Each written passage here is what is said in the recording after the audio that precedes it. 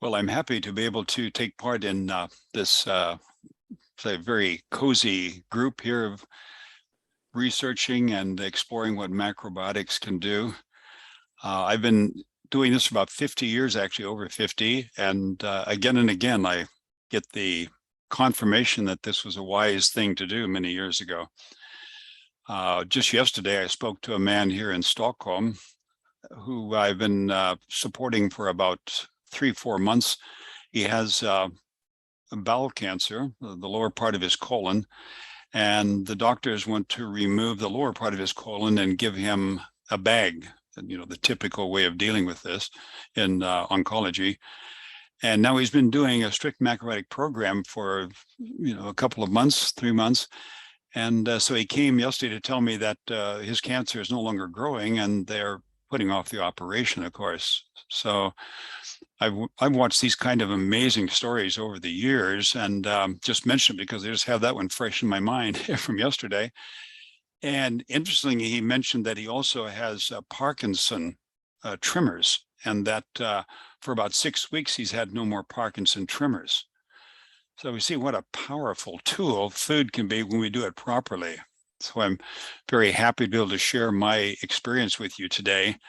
And I really like to work with the PowerPoint program. I find it keeps me on track because I have so much information. I sometimes will get myself a bit distracted. So we'll go right into the program with the PowerPoint, and then at the end, we'll have time for questions and answers.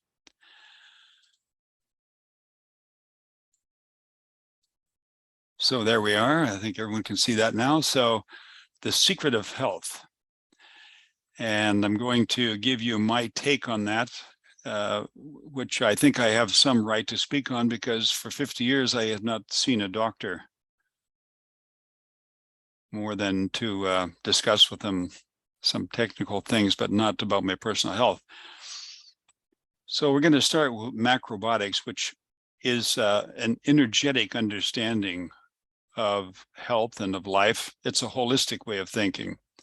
And that is that health is a balance. Now, many of you have long years macrobiotic experience. This is nothing new, but maybe there's some people who are newer to this. So I'm going to start at the basis here, that we have two separate realms to deal with. One is the energetics, which is very interesting because that's not part of our Western culture. And the other is the biochemistry. And the biochemistry is just as important as the energy. I worked for several years as a food consultant in a clinic, a medical clinic with mainly cancer patients. And I became a great fan of the biochemistry part of it because, yin and yang and the energetics are important, but having enough magnesium and selenium and zinc is also important. So the yin and the yang, of course, is the polarity of cooling and warming, tightening or loosening, which I'm sure most people, if not all, are already aware. And then the Oriental view is that the hara is the hub of our chi, life force. Now, the hara is located just below the navel. And of course, if we think a bit deeper, this is right in the middle of our intestinal package.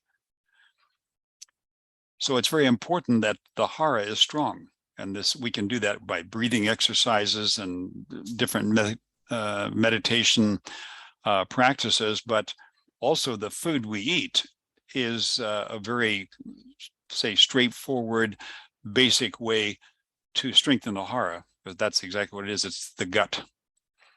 So there are two ways to look at life, basically, a holistic way or a reductionist way. And the holistic way is what macrobiotics is based on. The most common one that we would think of is the mind-body connection. Now, for me, that was very important because when I began, it was interesting hearing Val's story just now. Always interesting to hear how people get into this. With me, I just happened to stumble into macrobiotics because I had just returned from Vietnam. And like many people, you have a bit of difficulty adjusting to civilian life after being in a war zone. And I began macrobiotics just out of curiosity a couple of months after I returned. And I noticed that the inner tensions that I still felt, that they just dissolved very quickly. And I became very aware that eating this food was now affecting the way my nervous system works. I became just really a peaceful, relaxed kind of person. And I immediately understood that mind and body are one. That's the holistic way. The reductionist way is to see things in their reduced individual form. So one of the most common things I've heard over the years, I do a lot of public speaking, is a critical comment like, well, I think you are overdoing the food aspect here in health. I think stress is much more important. So as soon as someone says that, you already understood that they are firmly in the reductionist camp. In other words, they see food and stress as two different areas, and so they're competing. What's more important? The holistic way is to say, well, actually, they're both important and they're all connected, because the food we eat will determine the balance of our nervous system and our ability to deal with stress. Some people deal very well with stress, others don't. Some people get a nervous breakdown from stress, others feel stimulated to rise to the challenge. So macrobiotics is really seeing connections where other people overlook them. And if we think about the development of the embryo, the brain and gut begin as one organ. And if you've ever seen any of the books on macrobiotics, you'll know that when you look at the embryo developing, you'll see that the nervous system and the digestive system are the two first systems that develop even before the heart starts beating. So there are many details within this overview, and we could talk a long time on those, but the important thing is to understand that we have connections here, and that the way we think is very much influenced by what we eat. This is very important because if you look at what's happening in the world today, antidepressants are becoming a common thing. As I read, the World Health Organization says just within 5 years, I think I read, depression will be the second most serious public health problem in the world. Imagine, something is so easy to deal with just by changing your biochemistry. Of course, you can do therapies and other such things, but in the end, your blood quality and your biochemistry very much affect the way your brain thinks. And as macrobiotics, of course, we think about chewing well. In fact, it was macrobiotics that brought the whole understanding of chewing as a health factor into the discussion. And it makes a lot of sense, of course. The more we chew, then the less that has to be done in the digestive system, the more effective it will be. And I'm sure, as everyone knows, the gut bacteria, which are very, very crucial for our health, they thrive on fiber. And they do best with fiber that's well chewed rather than chunks that are swallowed. Also important is to promote stomach acid. As we get older, stomach acid tends to decline. And this has some major consequences for our health, because stomach acid breaks protein down into amino acids, and our body can only use amino acids. Our bodies can't just use protein as it is. Another thing is the production of bile. Bile is very crucial for the liver function in general, but also for the whole detox system. And all these things are very much determined by what we eat. So here's the book I wrote, Eating the Wu Way. And this is a play on words. And anyone who has read Taoist philosophical writings knows that Wu Wei, written with the traditional way of writing phonetics, Wu Wei, means not doing or without effort. So this is the basic idea of Taoism. That is, that we go with the greater flow of nature, the Tao. So in other words, we harmonize with nature because we realize that nature is much greater than we are. And if we try to fight nature, we always lose. Nature is just too powerful. So it's only wise to become one with nature. So on the cover, I've got this yin-yang symbol that I found on the internet. And I found hundreds of them. And only one out of all of them appealed to me, and that was this one. And you can understand, I'm sure, why I liked it. How does this different from other yin-yang signs? It's dynamic. It's moving. You can see there's an energy movement there. It isn't just a ball with two dots. So I was just fortunate it only cost $10 to buy the rights to use this on my book because I thought the man who did this really caught the essence of yin and yang. It's constantly moving. And this is for a longer, healthier life. And who doesn't want that? I mean, when you're 20 years old, you can't imagine that life will ever end. But at my age, 77, this has become a very interesting subject because I'm just about at the average age of that a Western male can expect to live, somewhere between 76 and 80, depending on which country we're talking about. So we all know Hippocrates and his famous saying, let food be thy medicine. He had another quote that says, disease begins in the gut. So the secret of health is really understanding that your gut decides everything. So you make your gut strong, and you cannot have a strong gut if you eat the wrong foods. And the whole body will break down in the end. And this is serious business. If we think that in 1996 was the first medical diagnosis of a child having a fatty liver.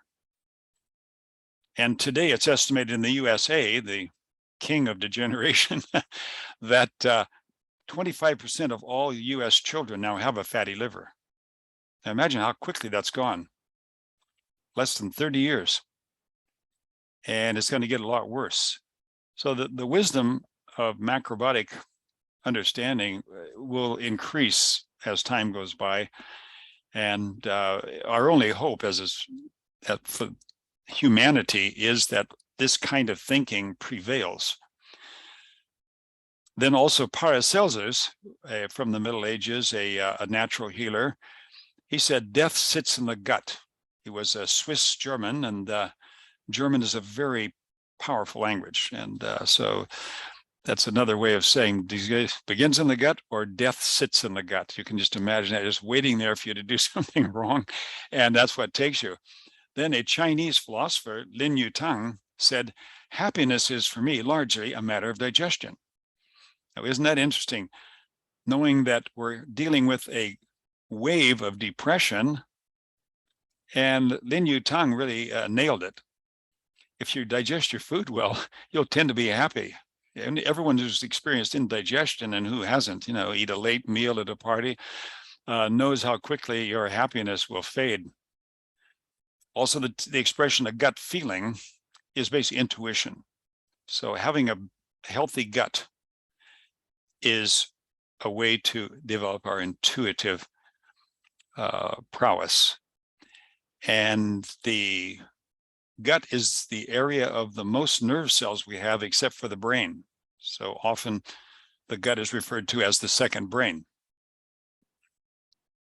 In fact, Professor Gershon from the Columbia University wrote a book called The Second Brain. It's about the connection of the gut to the brain. So can we overcome depression by just taking antidepressants? Obviously not. Now, one of the most important things to understand in the discussion of health and illness is that inflammation is the basic illness. Inflammation. And when we understand that, then it's very simple how we make ourselves healthy.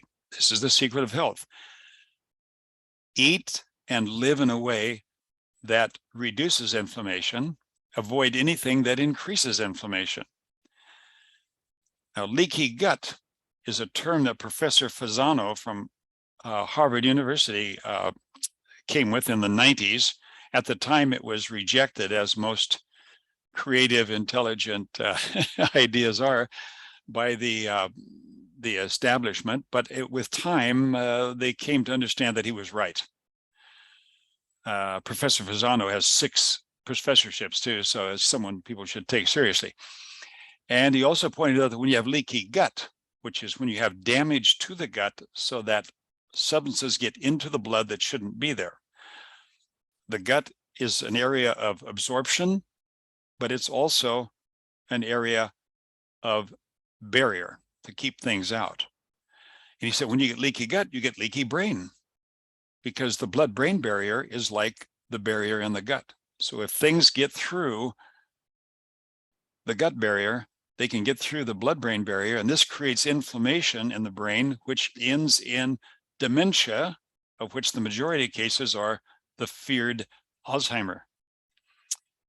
And when in the 80s and 90s, when I worked at the clinic, cancer was really the thing that would make people shake in their boots. But I think today Alzheimer is even scarier to people when they understand that when you get Alzheimer, at some point you won't know what your name is. You won't know what a toilet is for. It's a very, let's say, unworthy way to end your life.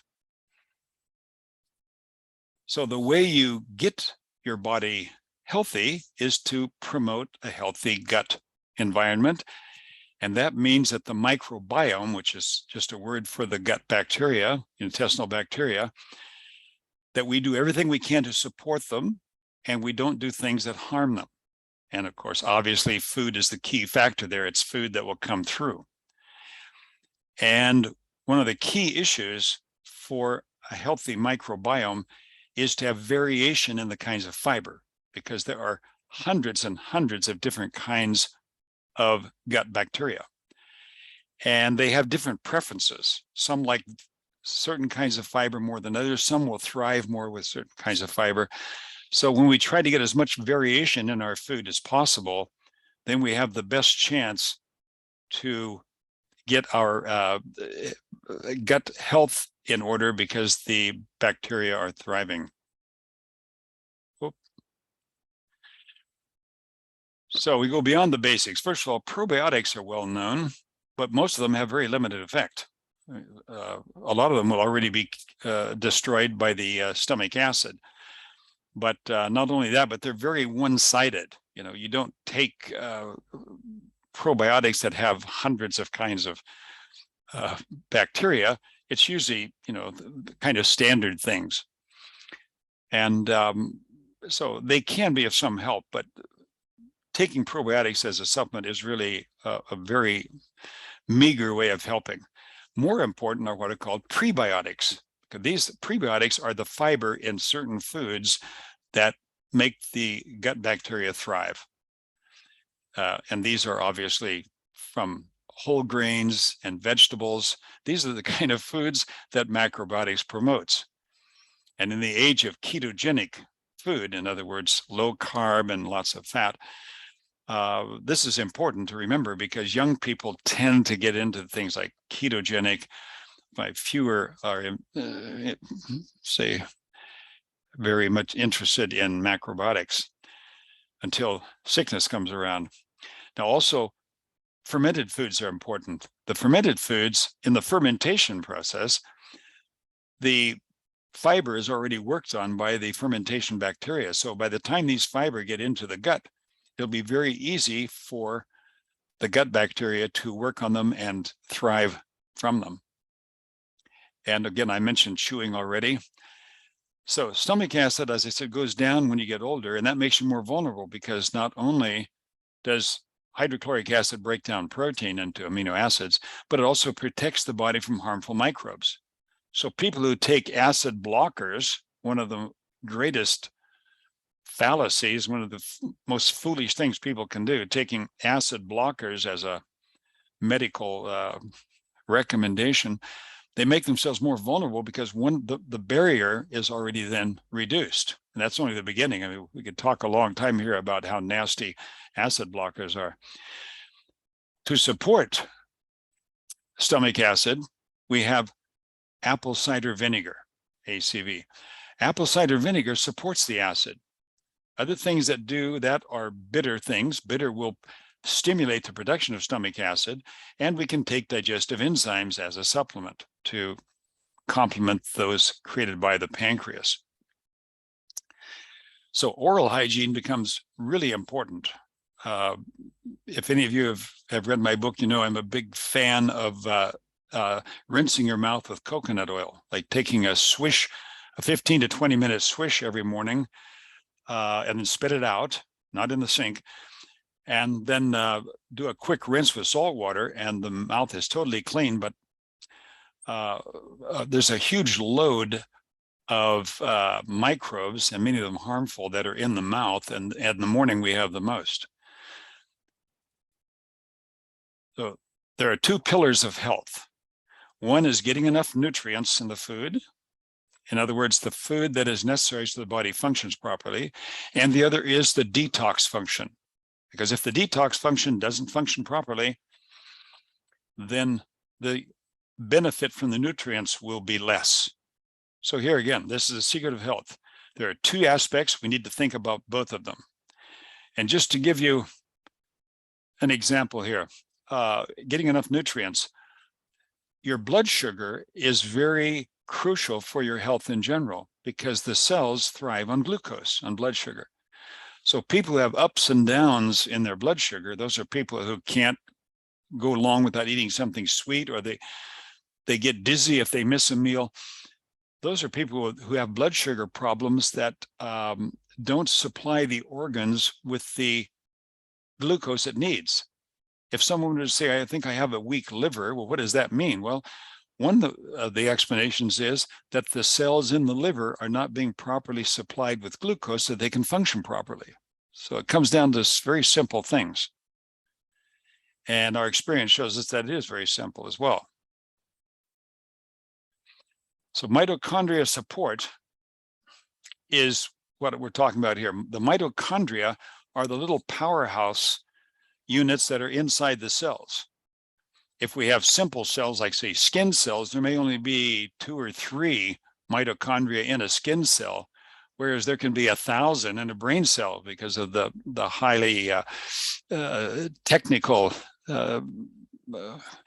work and activity of brain cells. And the mitochondria produce ATP, that's adenosine triphosphate, and this comes the closest what we could call qi. In Chinese medicine and in macrobiotics, we talk about qi, which is the life force. We don't have a real word for that in Western languages, but I'm sure most of you are familiar with that, prana and qi or ki, that a person can be loaded with qi or be lacking it. Well, ATP is basically qi, because that's what makes us function. It makes it possible for me to speak now. It makes it possible for you to listen to what I'm saying and process the information.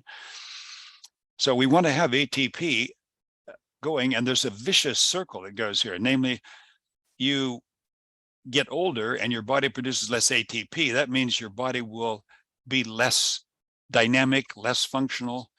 And so you get older because of that, and that means you're going to have less ATP, and so it goes on and on.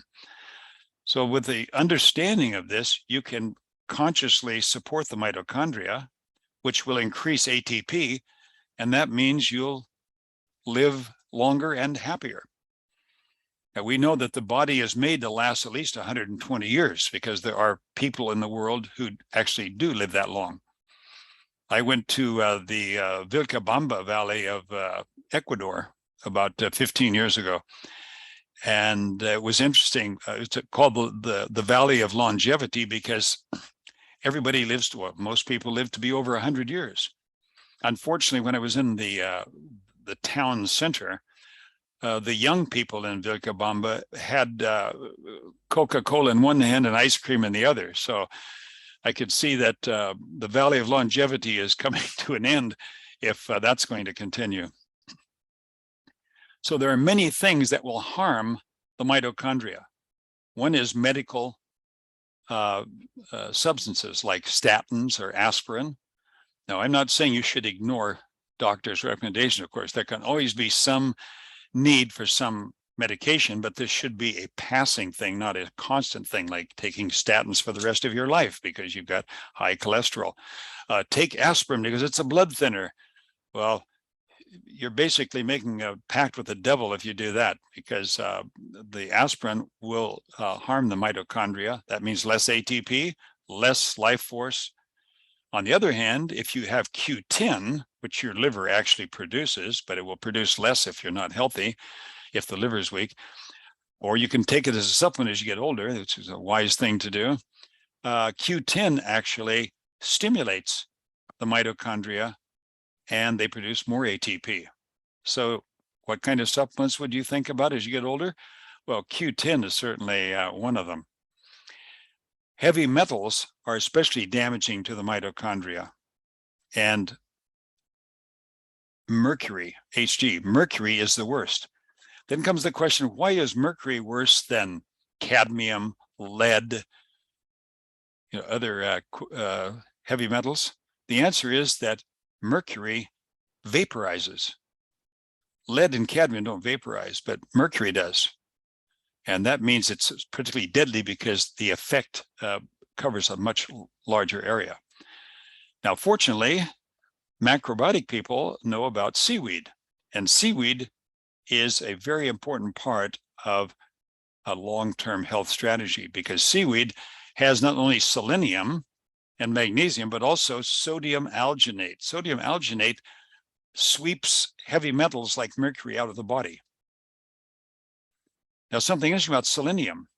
I worked at this clinic in Germany, in Kassel, Germany, and it was not an alternative clinic. We had alternative food. I was actually the food consultant, but they did chemotherapy. It was just a regular clinic. But every cancer patient who came received selenium supplements, because it's generally known that those with a selenium deficiency are more likely to get cancer. So it was actually a wise move, except that if you're eating seaweed daily, you really don't need selenium supplements, and you can get too much depending on the dose you take. But I would recommend my patients, or the patients that I spoke to, they weren't my patients, to just rely on the seaweed, because we served that every day. And of course, this decreased my popularity with the doctors by telling people that they didn't need something the doctor said they needed. But doctors, of course, don't understand food. Doctors study medicine. They don't understand nutrition. And we shouldn't expect that they understand nutrition. That's just expecting too much. So you want to prevent overacidity to be healthy. And there, another macrobiotic recommendation is don't eat sugar. And that is a very important thing. Everyone knows that, but people do it anyway. Sugar inflames. Heavy metals inflame. Now, omega-3 lowers inflammation. Okay, you're not going to get much omega-3 from the food. This is one of the supplements that makes sense for people to take, either as algae oil or as fish oil, or I think even better, fish liver oil, in other words, cod liver oil. One of those sources. For vegans, there's no problem. You get algae oil, so very good quality omega-3. That's where the fish get their omega-3 from. And the next thing is intermittent fasting will also reduce inflammation. Intermittent fasting stimulates new mitochondria. And I think all of you know about intermittent fasting. It's kind of the buzzword at the moment. That means you just skip a meal, basically, either evening meal or breakfast. So you've got a long gap where the body will work with the excesses that have built up. So we store glycogen in the liver and in the muscles, and that's what we go on for hours. You know, I'm sure many of you have gone longer times fasting or go 12 hours with no food, and you're able to continue and have a clear head because your body lives from the glycogen that's stored. And then at some point, the glycogen is gone. That's when the stimulation of the new mitochondria will start. Also, intermittent fasting is a good way to improve the microbiome. The microbiome, again, the gut bacteria. There's first tier and second tier gut bacteria. The first tier are the dominant ones. They tend to just kind of dominate the whole scene, and they like to get a lot of fiber and work and be active. And when there's no fiber there, they become less active. And then the second tier become more active because they're no longer being dominated. So if you like to get a broader selection of gut bacteria, which is wise because that's the key to health, then having intermittent fasting is a good way to do that. Now, this doesn't mean that you always have to do this. You know, you may eat 3 meals a day some days and other days 2. For me, 2 meals a day is standard. I don't eat 3 times a day, but I feel good with that. Another thing that will help the mitochondria is hormesis. Hormesis is basically putting the body into a stress situation because it forces the body to adjust and adapt. So let's say you take a nice, warm, cozy shower and you give yourself a few seconds of ice cold water at the end. That's hormesis. Some people take this to the extreme, like they will breathe very little for a couple of minutes, just enough to kind of make it, and the body gets stressed by not getting enough oxygen. But it does force the body to adapt. That's taking hormesis too far for me. I'm satisfied with the cold ending to a shower, but the fans of hormesis will take this to other levels. Also, going barefoot on the earth, loading up negative electrons, all these things are ways to create mitochondria support. And mitochondria support means more ATP, and that means more chi, more life force. That means more life, more health. And the way I'm just enjoying every day of my life, and as I have for my 50 plus years here with this wonderful macrobiotic way of eating. So now here we have a photo of a healthy mitochondria. And this is the kind of mitochondria that will produce ATP. It's getting what it needs. It needs the Q10. It needs toxin-free, the proper nutrients, and then it thrives. And if it's not that, it can be like this. That's what damaged mitochondria look like. Now, this is actually where cancer starts. Cancer starts from damaged mitochondria. It doesn't start because your grandmother had breast cancer. It starts because your own mitochondria are no longer able to produce ATP properly.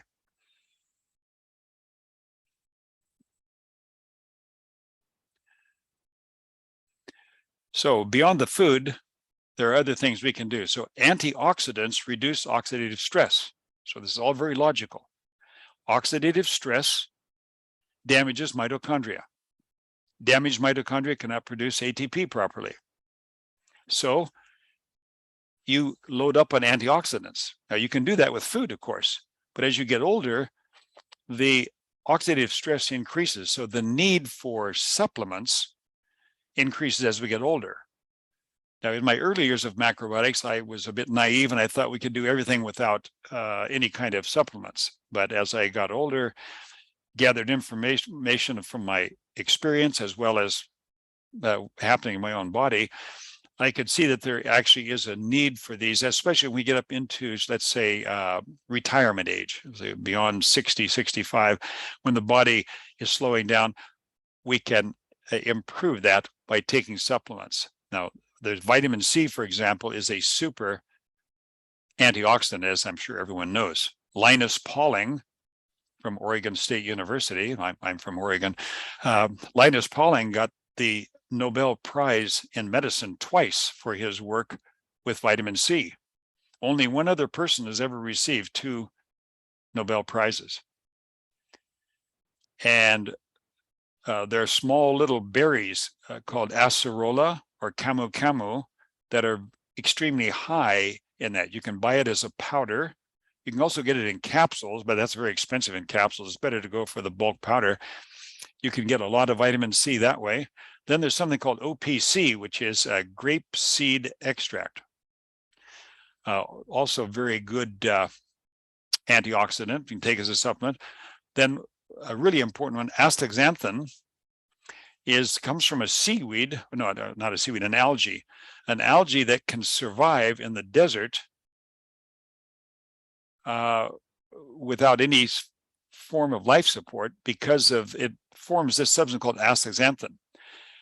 Now, there are only 2 places in the world that make it. One is Israel and one is Hawaii.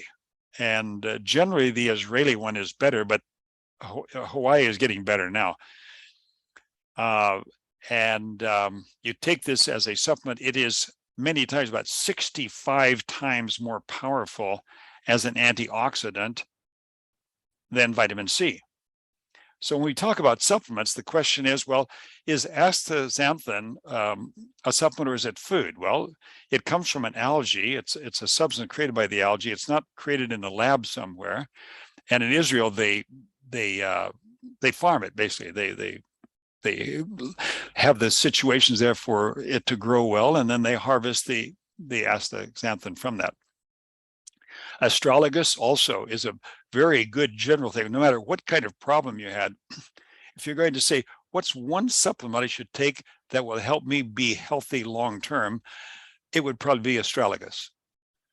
I'm not recommending this for everyone. I'm just talking about here. If we're looking at supplements, this is a way to go.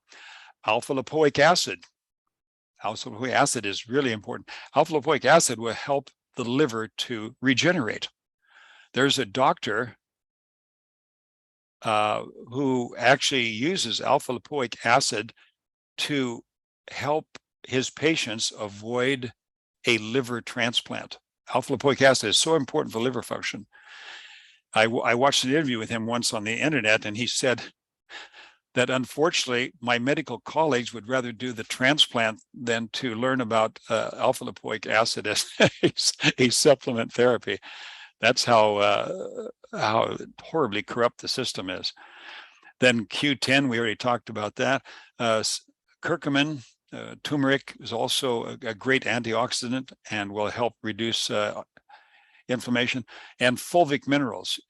Fulvic minerals are the most effective detox substance you can take. It will lock onto heavy metals and chemical toxins, and it just doesn't release them, takes them right out of the body. Chlorella is also a detox, but it doesn't lock on that strong. And on the way out, chlorella can lose some of those toxins that they actually get reabsorbed. So nothing wrong with chlorella, but fulvic is more powerful. Then NAC. Now, glutathione is the body's most precious antioxidant. The body produces glutathione and it recycles it. And if you get NAC, which is the precursor of glutathione, it's not wise to take glutathione supplements because they get destroyed in the stomach acid. But if you take NAC, acetylcholine, then you have the substance that the body will form glutathione from. And I remember when this information came out, the first thing the FDA did was to discuss that they should ban NAC. You know, the corrupt FDA is always out to ban anything that people can do themselves. Now, other things that are general: cod liver oil, garlic, high in sulfur is good. Fermented beets are very good. Nitric oxide. Leafy green vegetables, the whole cabbage family, are high in sulforaphane. This is good detox material here. This means you can really roll.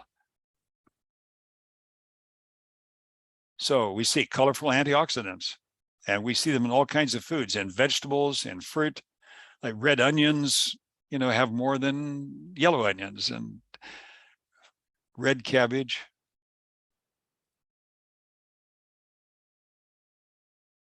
So now very quickly, the cells lining the gut wall. Now the microbiome, that's MB here, the microbiome secretes short chain fatty acids, especially butyrate and acetate. Now these are, butyrate and acetate are the major sources of nourishment for the cells of the gut lining. So think of a chain reaction here. You eat the right food, the gut bacteria thrive on this fiber, they produce short chain fatty acids. Now imagine that they're transforming carbohydrate in the fiber into fat, basically short chain fatty acids. It's quite an accomplishment these bacteria are able to pull off. And this is what makes this gut lining strong, because the gut lining is only one cell thick. Imagine that, one cell thick. And zonulin, which is a biochemical substance that regulates the tightening and loosening of these cells, because they have to make gaps to allow things to come through. So they tighten up and they go back and forth. And when zonulin is right, then everything works well. Like I would dare to say that my zonulin is in order because I have absolutely no problems with my gut. Intermittent fasting also supports that, because when nothing is being done, it just regenerates and takes a break and restores itself. Also, 80% of the immune system is in the gut. So how important is gut health? Very important, especially after the last couple of years of this hysteria about COVID. So harmful consumption damages the gut lining. Now, this is important because this is just as important as what you do to have a healthy gut lining. So gluten damages the gut lining, especially wheat gluten. If wheat gluten weren't there, probably other forms of gluten like rye and barley wouldn't be such a problem, but wheat gluten is so common everywhere. I've just been in the US and it is very hard to find a bread that doesn't contain wheat. Even the rye bread, you know, old European dark rye bread, and you look at the first ingredients, it's wheat.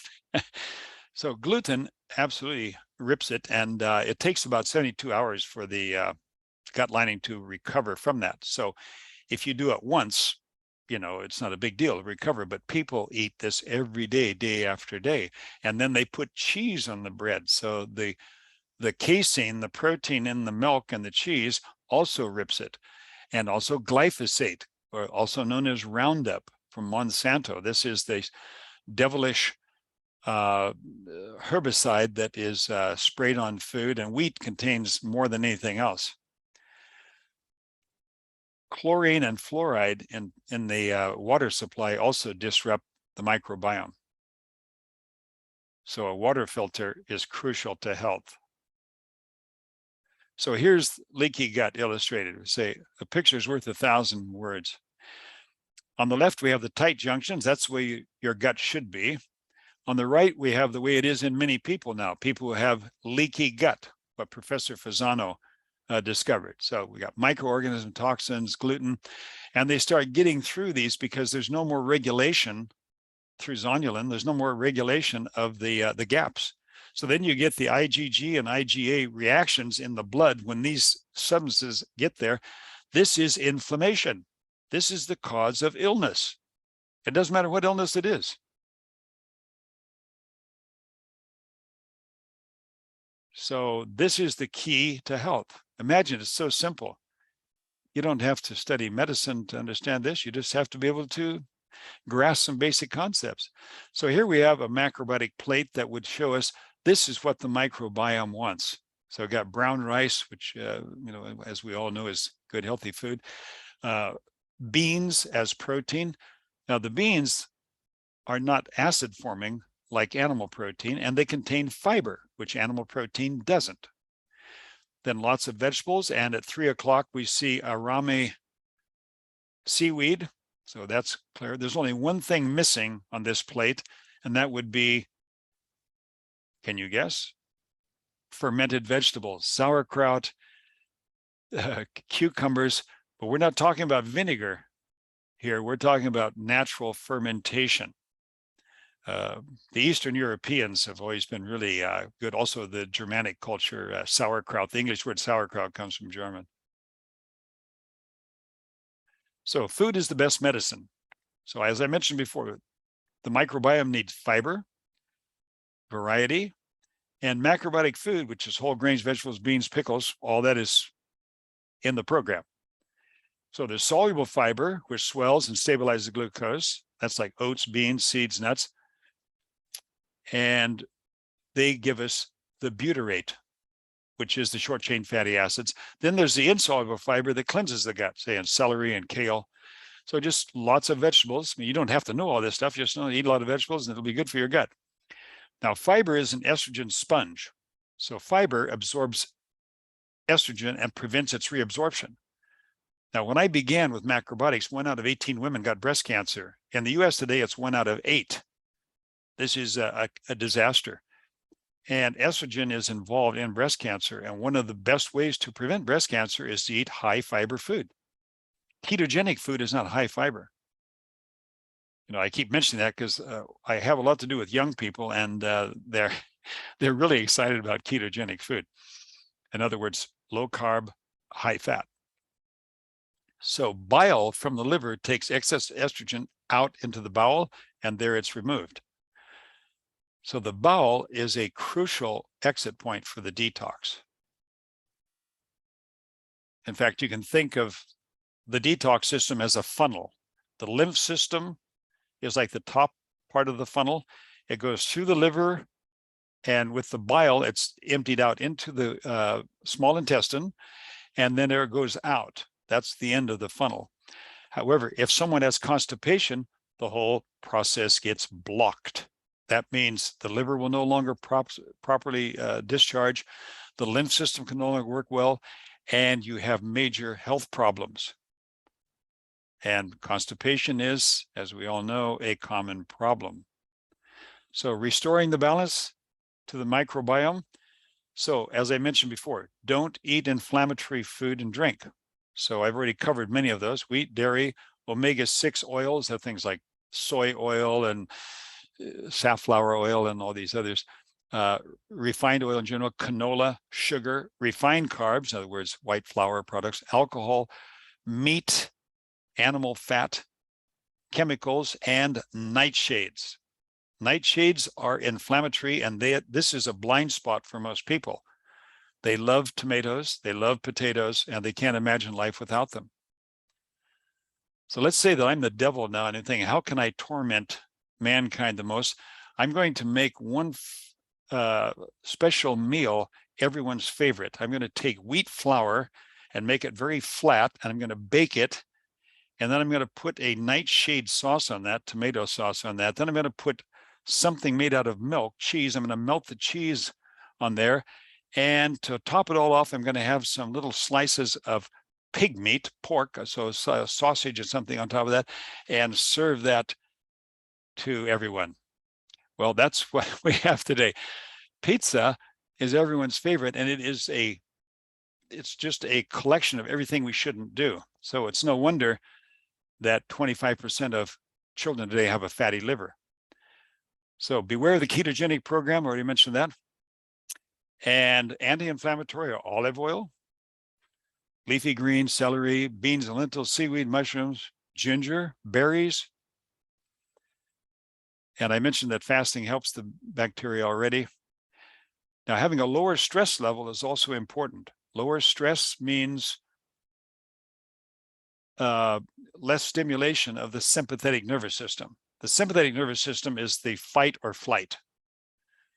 So when our bodies are in that stress situation, let's say you wake up at night and you think there's a burglar in the house.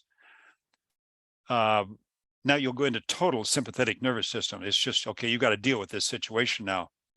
And you won't stop at the bathroom on the way. You know, nothing else is important right now. It's dealing with that. Well, you can imagine what happens with sick people when they get so stressed out by their situation that their sympathetic nervous system is going, and then the parasympathetic, which is the healing mode, can't function. So obviously mind and body are connected. We have to be able to relax. And for those who have difficulty relaxing, one thing is, don't take caffeine. Caffeine is not there to relax you, quite the opposite. You can also do a breathing exercise that will stimulate the parasympathetic system, and that is breathe in, hold it for several seconds, and then breathe out. So you hold the breath in. So like you count to 4, breathing in, hold for 4, 5, or 6, and then breathe out until it's gone, which is usually 4 to 6 as well. So healing the microbiome is the secret. And there's a group called the Human Microbiome Project. They say that the human body has 100 trillion microscopic life forms living in it. Imagine 100 trillion microscopic life forms. We are 10% human cells and 90% microbes. So you can see how important it is to have that in order, and how silly it is to be taking antibacterial hand washes and things like that. You know, be sure and wash your hands with antibacterial soap before you touch handles and that, which has been the way people have been doing. Well, we got through it in the time I had allotted. That makes me happy. And so I thank you for your interest. If anyone's interested in the book, you can contact me over my website. I also do consultations over Zoom. You can contact me about that if you like. And I will now turn it over to our host, and thank you for your attention. Okay. Wow. So let's close your Yeah, I'll screen share. close that now. That's great. Okay. So amazing, of course, oh my goodness, look at all the questions you've got. So let's do 5 minutes Q&A, and then we'll switch it over to our general chat. And it's actually one and the same. So why don't anybody wants to ask a question, you know how to do the hand raise thing, probably under more or somewhere where you raise your hand. How do you do that? There you go. Patricia figured it out first. She's most young. Go ahead, Patricia, unmute yourself. You're still muted, Patricia. Oh, sorry about that. I was going to say you go. thank you so much, Ganat. Thank you so much, Steve. I have a question about the gluten. Yes. Haven't we been eating wheat products for thousands of years or hundreds or whatever? Well, that's a very good question. And the answer is yes. However, in the 60s, clever scientists discovered a way of increasing the yield of wheat crops. And when they did that, it changed the kind of gluten. Gluten is a word that covers several different kinds of grain protein. And through the hybridization of wheat to increase the yield, the kind of gluten that it created is called alpha gliadin. And alpha gliadin is very toxic to the gut lining. So they started introducing this in the 70s. And then today, basically all wheat is alpha gliadin wheat because, you know, who wants to have a yield that's only a quarter or a fifth of what you could get otherwise? So that's where the trouble started. And the result has been a disaster.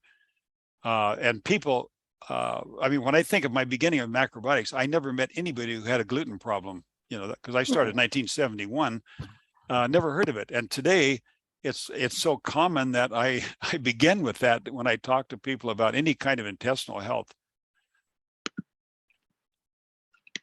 Okay. Good. Okay. I'll Thank you. ask you. Thank you, Patricia. I'll ask again if you can figure out how to raise your hand. And if you can't, just go ahead and speak. It's in the reactions on the bottom of the screen. If they do reactions, that's where you can. Oh, yeah. raise. Good. Okay. Reactions. So there you go. You can push reactions along the bottom panel there and then raise your hand. Anyway, anybody wants to go ahead. Oh, there, Aaron.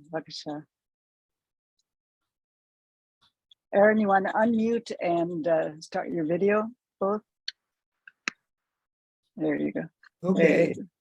Hi, Steve. Hey, Aaron, good to see you again. Good to see you. I'm halfway through your book already. Great. Very well written and highly recommended. And thank you for this wonderful condensed way to describe macrobiotics in a short way. Fantastic. Okay. I have a question that's on my mind for a while.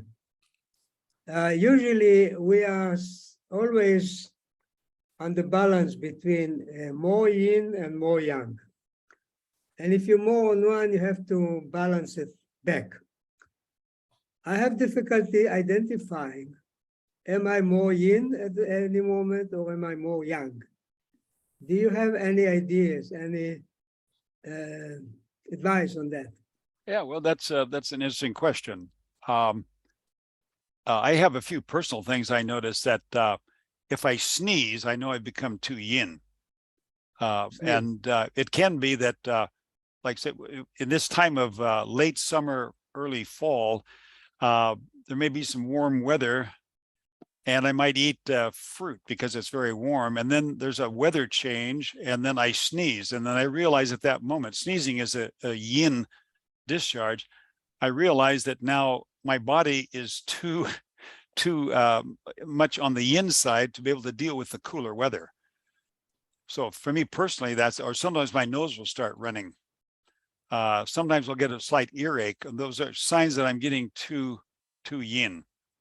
I'm more sensitive to that than feeling that I'm getting too yang. If I feel a bit thirsty, realize, well, I haven't drunk so much today, so I'll drink something more. That's one way of doing that. But also, you can, if you think about what are you attracted to? You know, I remember when I first began my macrobiotic adventure, I decided to eat nothing but brown rice for 7 days. It sounded like a really interesting thing to do. And I had a map I was in Oregon, my home state. I had a map of Oregon. I like to go hiking, and a wonderful place to do hiking, and mountains and forests. And I noticed after a couple of days of this that I was noticing the lakes especially, and realizing that I needed to drink some more because I was focusing on the water. You know, the lakes became more and more interesting to me as the time went by. This is just one example, but what you do is see, what are you attracted to?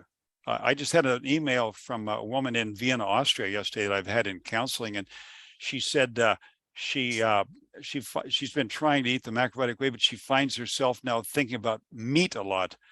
So that to me would tell me that she needs something more yang, and her brain, of course, is going through a system of where she came from, which is eating meat, and now she's eating no meat. And so it could be that she needs to have something of more solid substance, which would be a firmer, even saltier kind of energy like yang. So you feel, what are you attracted to, or what is your some people, they start dreaming of ice cream. You say, well, you obviously need to have better quality yin things if you find yourself needing ice cream. So that's a quick answer to a question that actually could, go on quite a while. It's been going on for a while, and I wasn't able to figure it out. It's not that I'm attracted to something that I yearn for. I just don't know. I have soft bowels. I have frequent urination, things like this that are definitely more yin. Mm-hmm. What to do about it? I have no idea at the moment. Well, if you do see like frequent urination, and of course also the color of the urine is interesting here. If you find there's more like water, that's a clear sign of yin. And no yeah, color, so then you just do, what would be the logical step, which is to cut back on liquid. And if you have a miso soup every day, there's already liquid there. So sometimes people offer me a cup of tea after breakfast, and I've just had a miso soup. And, I always tell them, well, I've had enough liquid in the soup. I don't want to drink a tea after the breakfast that I eat. But if I did, I might find myself, more in need of relieving myself after that, which would again give me the sign that I better do something about the yin yang balance. But one thing is, I think, really interesting here is that it's not important to be like right on right on the number there with yin yang balance, because it's something that shifts all the time anyway. So as long as you're feeling good, you're probably okay. If you find some kind of swelling, like you get swelling in your hands, like hands should be dry. So when I greet people, it's always interesting. Here in Europe, Northern Europe, it's still very common to shake hands as a way of greeting, and you can feel, is the hand sweaty? Because a sweaty hand is going to show there's some kind of yin excess there. So you can look at your own hands. They should be dry.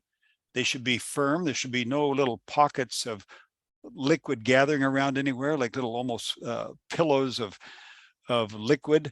They should be the same color as the arm. You should not have red hands. Red hands are a sign of yin expansion. So the blood vessels are expanded, the blood comes to the surface, and you get reddish hands. So when you look at people's hands, you'll see that they seem normal from the wrist to the hand, to the arm, but then from the wrist to the hand, suddenly it gets red. So that's a very quick, easy way to check out the yin and the yang. Another thing is on the tongue. you stick your tongue out and you see if there are any tooth imprints on the side of the tongue. This is a swelling yin excess condition, or we could also say lack of yang. You know, the side of the tongue should be just straight. There should be no tooth imprints. So when you get into it there, and then, you know, there are some other things like there's a line that goes from the nose to the corner of the mouth, and that should be fairly straight. And when you see people where it gets really hanging out like this, this is also a sign of yin, because the yin is really sticking out there, but that's a very deep kind of yin. The kind I was talking about at the beginning is very superficial. It's like, okay, I've been eating too much fruit now, and now the weather's changed, so I'm just going to eat less fruit, or maybe do an umekuzu drink, and that will quickly put me back into balance. So there, it's very easy to adjust, but some of the deeper things do take longer. Okay, thank you. Great. Well, you're looking good. Thank you. You too. It's true. We have another question, and a questioner. We have many, I'm sure. And I want to also open it up to any other questions, to any other teachers who are still here, or to each other, or comments. In other words, let's what we call community chat. Let's begin that. Matter of fact, let's see, you know what? I'm going to stop Steve's recording, and I think I'll record this chat because it's got a lot of interesting info. So let me, thank you, Steve. My pleasure. Thank you so much.